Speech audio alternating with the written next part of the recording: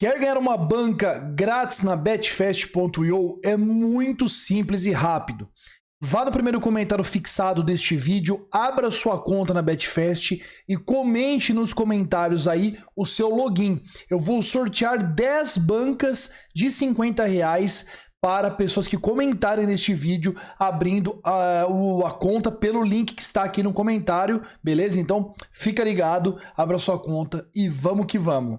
E amanhã nós teremos muitos jogos interessantes, então aperte os cintos porque são 9 jogos para nós analisarmos nesta quarta-feira, dia 8 de maio, de muito futebol. Solta a abertura.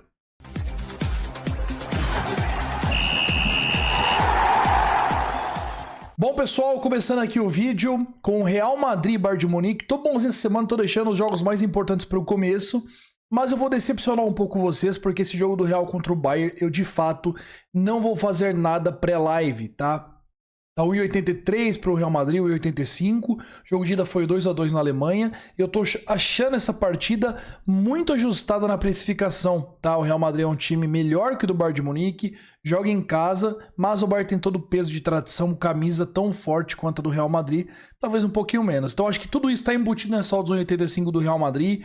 A gente pode ter um jogo muito truncado. Se passarem dos 20 do segundo tempo, talvez o jogo leve a partida para prorrogação. Então acho que aqui as condições estão muito bem ajustadas. É um jogo que pode tanto desbancar para um 4-3, 4-4, quanto pode ser um jogo também 0-0. Então até para o mercado de gols tá difícil da gente trabalhar alguma coisa e por isso eu tô fora aqui.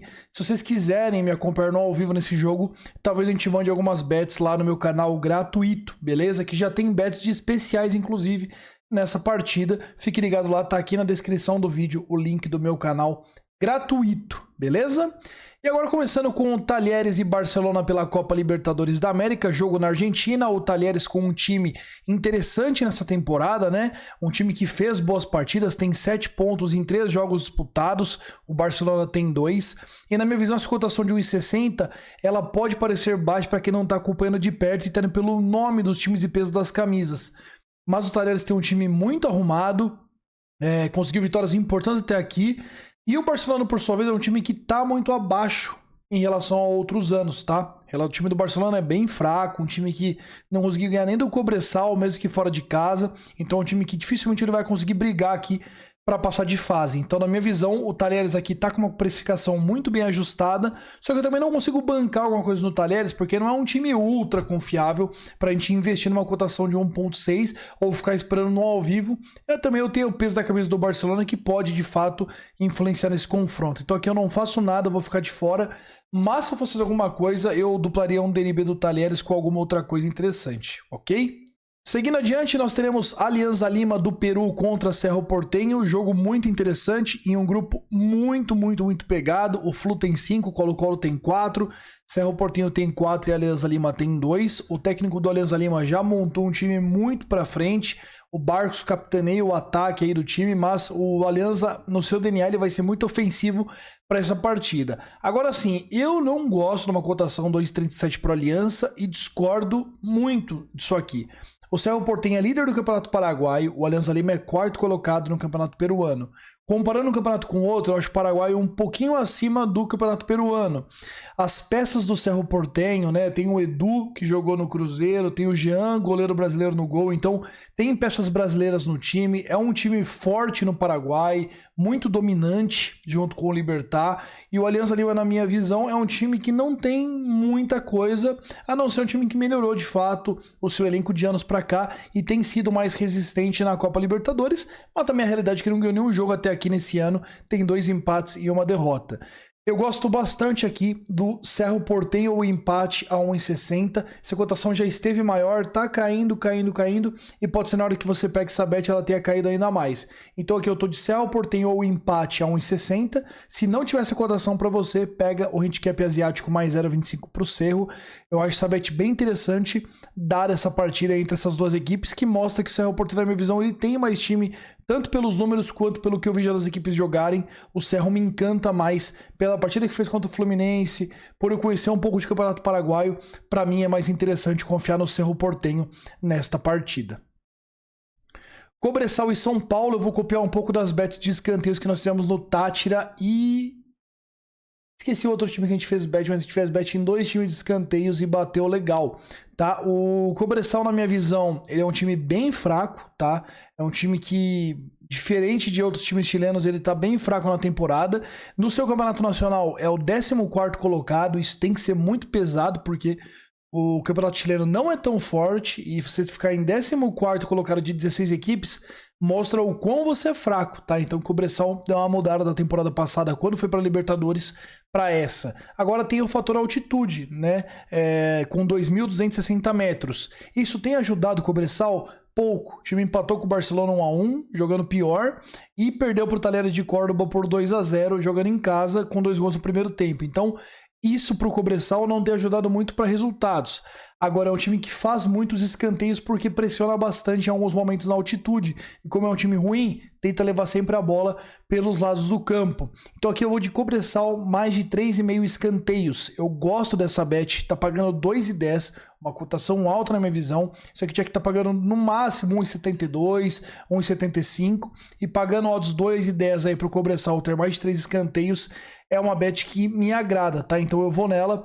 Essas linhas bateram, inclusive contra o Talheres, contra o Barcelona. Contra o Talheres o time fez 12 escanteios. Contra os times do Chile, os principais, Colo-Colo, Laú, Universidade Católica, também sempre bate. Então assim, o Cobressal é um time que gosta de fazer escanteios.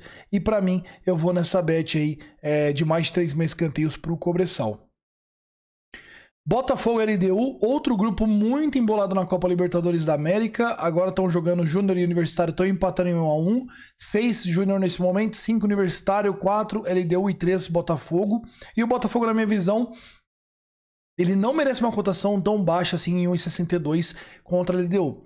Botafogo tá jogando bem, tá com futebol envolvente no Brasileirão. Agora sim, vai pegar uma equipe cascuda, atual campeã da Copa Sul-Americana e que sabe jogar de forma chata. O time da LDU é um time muito experiente em competições internacionais e que tem cada vez mais aprendido também a jogar fora de casa, porque o seu grande trunfo é jogar na altitude de Quito, né?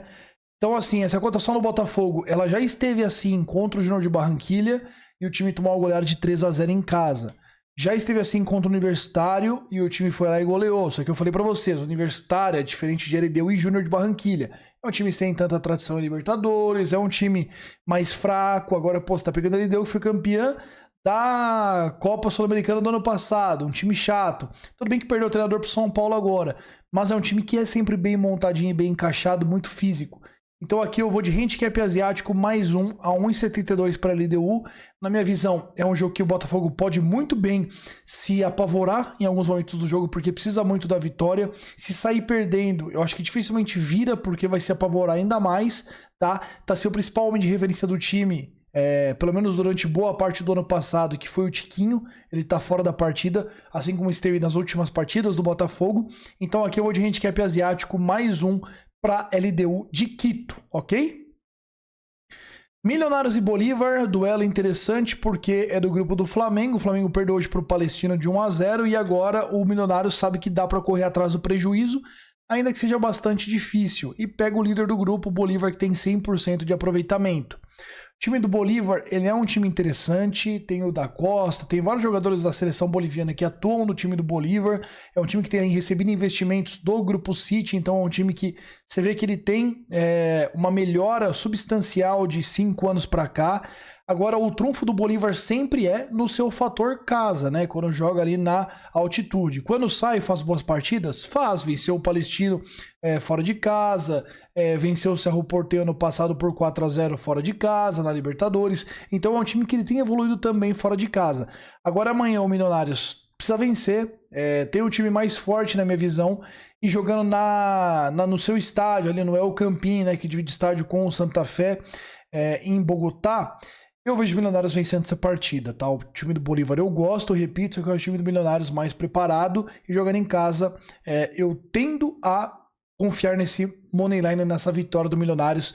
Então vou recomendar para vocês aqui a vitória do Milionários ao vivo a 1,66 assim que bater, tá bom? E se ele tomar o gol antes, pode entrar aí no dupla chance a 1,61 para o Milionários, ou um ou outro, ok? Raio Zuliano e Atlético Paranaense. Esse Raio Zuliano é ruim que dói. Perdeu 3 partidas até aqui, tomou 12 gols e o Cap ganhou as 3 partidas. Agora sim, eu poderia plantar aqui um -1 no Atlético Paranaense que a gente quer para asiático, mas esse time do Raio Zuliano, ele é fraco, só que ele pega um Cap muito desfalcado.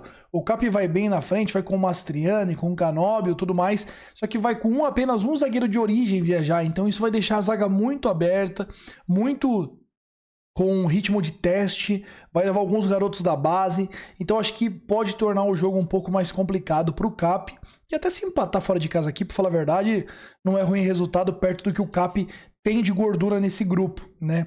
E como o Raio Zuliano é muito fraco também, não dá para você bancar um handicap asiático neles, então aqui eu tô fora, eu até ponderei um over 2,5 gols aqui, mas cara, eu não consigo confiar nesse Raio Zuliano nem para marcar um golzinho no Cap reserva, tá? Então, vou deixar para lá. Seguindo em frente, que atrás vem gente, Nacional de Potosí e Fortaleza. Esse Nacional também é bem fraquinho. Eu assisti uma partida deles contra o Boca Juniors, pouco criaram, mas bateu a linha de cantos que eu entrei e eu vou entrar de novo nos cantos aqui, tá? Os times de brasileiros, argentinos, estão indo com bastante mescla, né, para não cansar. Alguns jogadores nem viajam para Potosí e tal, porque é muito desgastante. Isso acontece também em La Paz, o Flamengo foi assim, mas parece que o Vojvoda vai ter um time ali muito físico, muito formado, com jogadores que aguentam a pancada de jogar acima de 4.000 metros do nível do mar e vai levar uma equipe basicamente titular para a partida, até porque sabe que se vencer aqui, com o Boca com 5 pontos atrás, já basicamente garante o primeiro lugar do grupo. Tá, então para o Vojvoda é muito importante essa partida. O Nacional de Potosí foi eliminado nas fases iniciais ali do boliviano e está 15 dias já sem jogar. Então o Nacional está inteiro, só que também não está praticando futebol ultimamente. Aqui, pessoal, eu vou no mercado nacional mais de 4,5 escanteios a 1,57. O time do Nacional, na minha visão, ele é fraco, só que quando joga na altitude, a parada é outra, é muito difícil de marcar, é muito difícil de manter o ritmo de jogo, é desumano com os jogadores, e aí esses times bolivianos, como eles são muito ruins, né, a maioria ali, se bem que esse ano a gente tem Always Red bem, o Bolívar bem, mas tirando esses times, né, eles tendem a atacar muito pelos lados, tentar fazer aquelas jogadas alçando a bola na área, e como os jogadores que saem daqui para jogar lá não tem tanto recurso físico na ocasião da altitude, isso tende a espanar mais bola, não tentar fazer muita graça e manter o placar 0-0 que tá de bom tamanho. Então aqui eu vou de Nacional de Potosí, mais de 4,5 escanteios pagando 1,57. E para finalizar, Cuiabá e Metropolitanos da Venezuela. O Cuiabá que tem a estreia do Petino, o comando técnico da equipe, o português Petit, e ele já tem uma lista de desfalques considerável. Imperiur não joga, Cleison não joga, Walter goleiro não joga, Max não joga, Eliel não joga, Felipe Augusto não joga. No elenco titular, um destaque é o Isidro Pita, que está escalado para essa partida, além de outras peças de um Cuiabá que esse ano está bem fraco.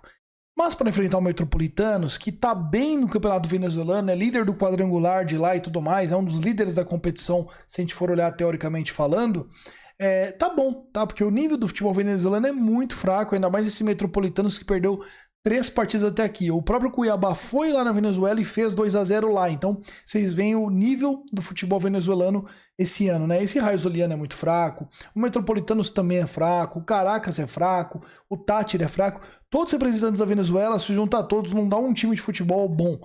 E por isso aqui eu vou de Cuiabá, handicap asiático, menos 1,25. Jogando em Cuiabá, o time do Cuiabá, por mais que seja o pior do Brasileirão hoje na minha visão, quando ele vai jogar fora de casa contra esses quando ele vai jogar fora do Brasileirão contra esses times muito fracos, é um time muito bom, tá? Porque o nível sul-americano, em algumas ocasiões, ele é bem fraco. Então aqui a gente vai no handicap asiático, menos 1,25 para o Cuiabá, muito acreditando que pelo menos o Void e meio Void e meio Red vem no mínimo, tá? Mas para mim isso aqui é papo de 4-0, 3-0 Cuiabá e eu vou nessa. Beleza, pessoal? Essas são minhas análises para os jogos de quarta-feira. Eu volto amanhã com mais análises para os jogos de quinta-feira, dia 9 de maio, aqui com vocês. Valeu, um grande abraço, curta o vídeo, comente bastante e vamos que vamos.